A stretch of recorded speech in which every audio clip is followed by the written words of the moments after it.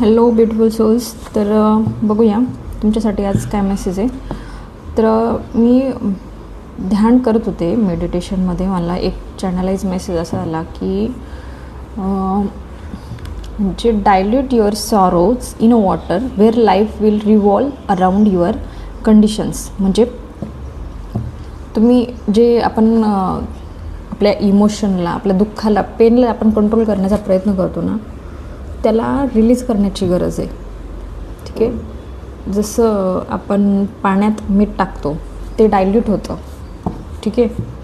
तसं इमोशन्स आपले हे फ्रीली फ्लो होण्यासाठी आपल्याला हिलिंग ही फ्रीली होऊ देण्याची गरज आहे. कारण कधी कधी काय होतं, आपण इमोशन्स आपले कंट्रोल करतो आणि ते इमोशन कंट्रोल झाले तर ते सप्रेस होतात इमोशन्स.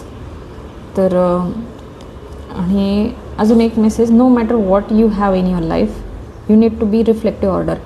आणि अजून एक गोष्ट, जेही आपल्या प्रेझेंट लाईफमध्ये आहे ना, ते आपलं पास्टमध्ये जे आपण विचार केला होता, एक थॉट होता तो, तेच ना मॅनिफेस्टेशन म्हणजे काय? मॅनिफेस्टेशन म्हणजे जे आपण थॉट क्रिएट करतो तेच रिॲलिटीमध्ये येतात, बरोबर? सो तुम्ही जे विचार करताय ना, त्याला एकदा रिफ्लेक्ट करा. तुम्ही काय विचार करताय ते विचार बघा, कारण जे तुम्ही विचार करणार ते रिॲलिटीमध्ये येणार. सो बघू तुमच्यासाठी युनिवर्सकडनं काय गायडन्स आहे. युनिवर्सकडनं तुमच्यासाठी काय गायडन्स आहे. युनिवर्सकडनं जे सोल ही रिडिंग बघताय त्यांच्यासाठी काय गायडन्स आहे. Okay, think abroad. एकतर एक संतुलन ठेवण्याची गरज आहे लाईफमध्ये ना. एक इमोशन, रिॲलिटी, प्रॅक्टिकल वर्ल्ड, एक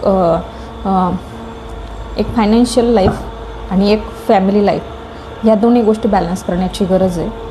प्लस इमोशन, आपलं इमोशनल वर्ल्ड पण काय होतं ना, सबकॉन्शियस कॉन्शियस जेव्हा डिसबॅलन्स होतं तेव्हा लाईफमध्ये कन्फ्युजन वाढतं आणि मग त्यामुळे क्लॅरिटी येत नाही.